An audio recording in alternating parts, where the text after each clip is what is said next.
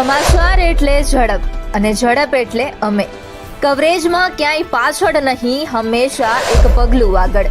દેશ દુનિયાના સમાચાર, રાજનીતિ, સમસ્યા, વ્યાપાર, રોજગાર, તમામ સમાચારો પર રહેશે અમારી નજર. ગુજરાતની દરેક ઘટના તમારા ફોનમાં સૌપ્રથમ માત્ર V18 ન્યૂઝ પર.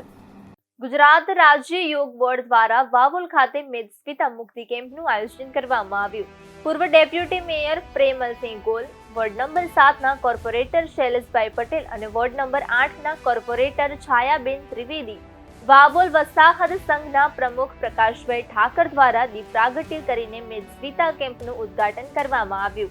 આ કેમ્પ 10 નવેમ્બરથી 10 ડિસેમ્બર સુધી 30 દિવસ સુધી ગુડા ગાર્ડન અંબિકા રેસિડેન્સીની સામે વાવોલ ખાતે ચાલુ રહેશે.